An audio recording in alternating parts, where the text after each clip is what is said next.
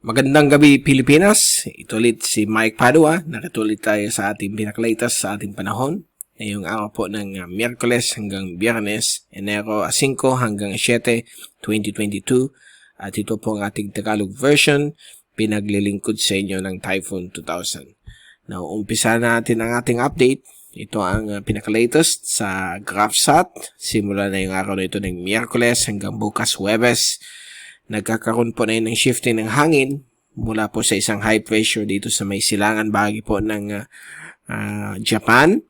At nagkakaroon po na yun ng temporary break ng amihan o northeast monsoon. Kaya medyo humihina na yun ang lakas ng hangin. Although maalon pa rin yung karagatan, pwedeng umabot pa rin ng 4 metro ang taas ng alon. But inaasahan po ang patuloy na pagbuti ng ating panahon.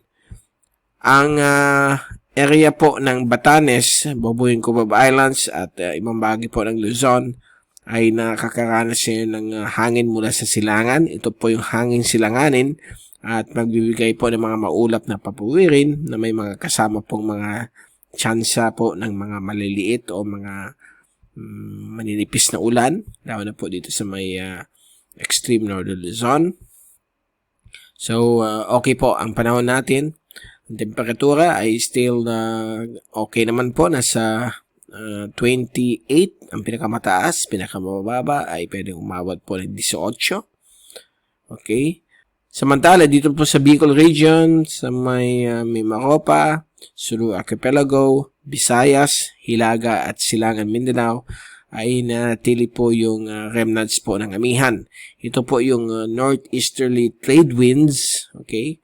So, magbibigay po itong mahinang amihan na ito ng katamtaman na hangin na aabot lang ng 30 o 35 km bawat oras yung kanyang bugso.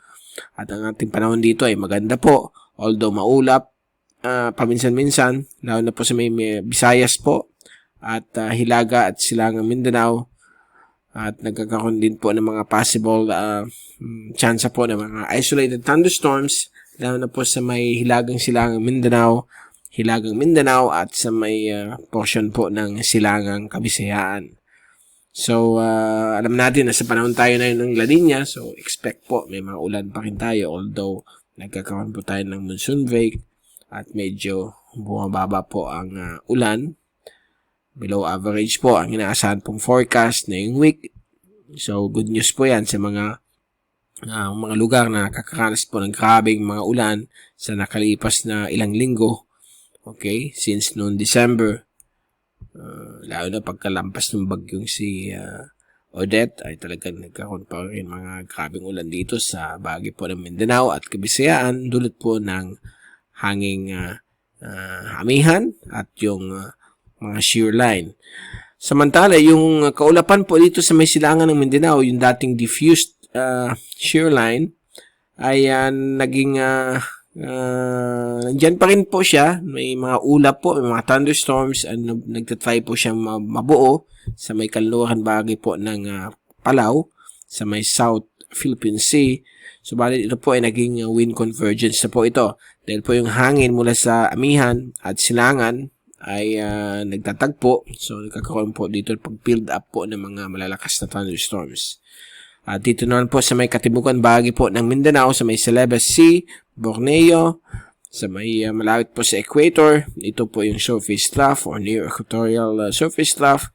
Nagbibigay po dyan ng mga thunderstorms, mga ulan sa susunod na 24 oras.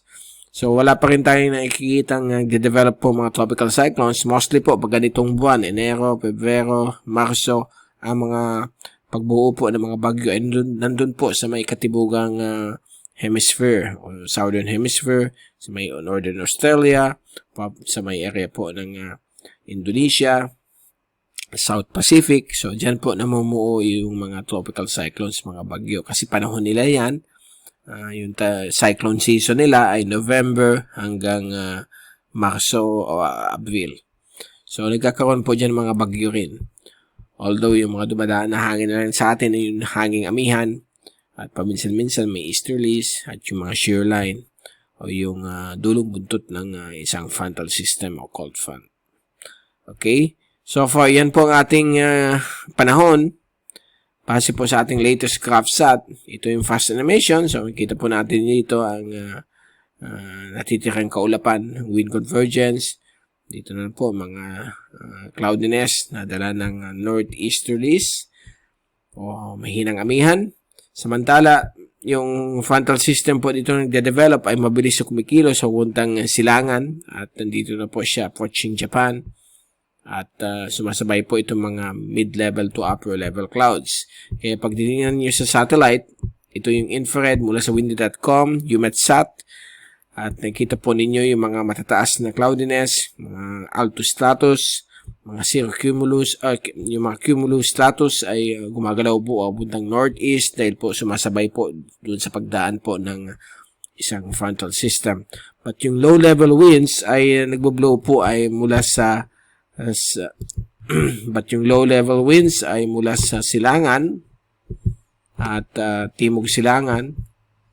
Samantala dito po sa atin, sa Kabikulan, Visayas ay still yung mahinang amihan o yung northeasterly surface wind flow. So may nakita po tayo dito mga thunderstorms sa may northern Caraga, sa may area po ng Surigao provinces at southern Leyte, Dinagat, Siargao Island. So, yan po ang mga ulan na inaasahan po sa mga oras na ito. At kung titingnan natin yung forecast sa ulan sa loob ng 3 araw, mula na yung araw ng Miyerkules hanggang sa Biyernes, na medyo nagbabawasan po ang mga pag-ulan sa malaking bagay po ng ating bansa. Meron pa rin mga ulan sa may northern Caraga at ibang portion po ng Mindanao. Dito rin po sa Visayas, mga showers lamang po ito. So far, overall, dry po, tuyo ang ating panahon. So ito po yung wind convergence dito sa may Batanes. Dahil po may papalapit naman pong surge ng amihan. So baka may mga ulan pong light showers na inaasahan po sa may extreme northern portion sa Luzon. At kung tingnan natin yung wind forecast at pressure forecast mula sa European model from windy.com. So, bukas po ng hapon, yan po, ang pagbaba ng panibagong amihan, baka magbigay ng mahangin, ng mga drizzles, at medyo malabig na panahon dito po sa may extreme northern Luzon. Samantala po ang Kabikulan, Visayas, ibang parte po ng Pilipinas, lalo na po sa may northern Mindanao, ay yung mahinang amihan. Okay? At sa Friday ng hapon, patuloy pa rin yung weather situation sa ating bansa. May hinang amihan at yung bagong surge ng amihan. Dito po sa may extreme northern Luzon, sa may Batanes, Itbayat area. Ngayon din po sa may Calayan Island ng Cagayan. At magiging maalon dito at mahangin dito sa may Ilocos Norte. Lalo na yung coastal areas. Although, ang ibang bagay po ng ating bansa ay patuloy pa rin na malalaki yung alon, lalo na yung facing the Pacific. Dahil po nandiyan yung amihan. So, magkakaroon pa rin yung paglaki ng alon mula sa 2 hanggang 4 na metro ang taas ng alon.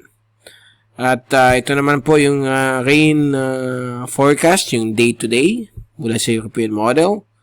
So, okay naman po ang rain forecast sa atin. Wala masyadong extreme rainfall. Bukas po ng Huwebes, same pa rin po ang situation. Although may mga isolated showers sa may Palawan at Mindanao.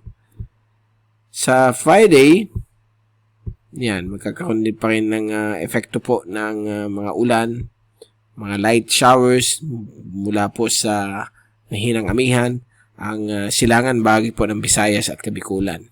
At gayon din po ang dulong Hilagang Luzon dahil po sa panibagong surge ng amihan. Dito po sa atin sa Kabikulan at Visayas, ang hangin ay yung mahina ang amihan. So hindi naman po siya yung cause po nung bagong surge. So inaasahan po nating katamtaman lamang po yung hangin dito. Okay, so yan po ang ating forecast sa ulan on day-to-day sequence mula sa European model. At bago tayong paalam, ito ulit yung pinaka-latest na Global Tropics Hazards and Benefits Outlook ng Climate Prediction Center ng NOAA. So, valid po ito for the next 2 weeks. Every Wednesday, and lumalabas po itong update mula sa NOAA. So, makita po ninyo for the next 2 weeks kung ano magiging weather situation sa ating kapuluan. At for the next 2 weeks, una mo natin tingnan ang week 1, valid Enero 5 hanggang 11, ay inaasahan po natin ang below average rainfall, okay?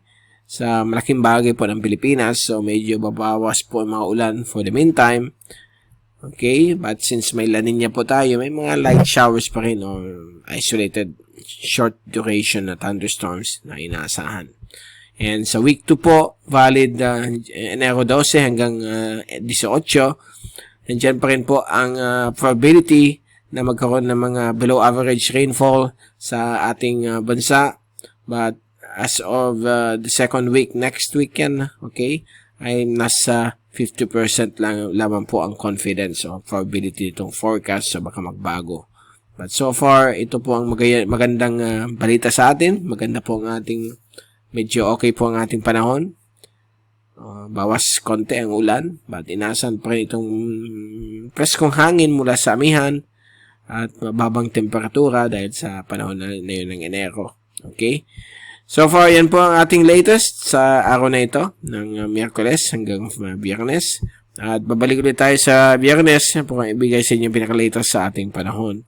Mula sa Typhoon 2000, ito si Mike Pado ang papaalam. Mag-iingat po tayong lahat. May #WeatherWiser, #TyphoonWiser, at maraming salamat po sa pagpanood nyo sa aking channel.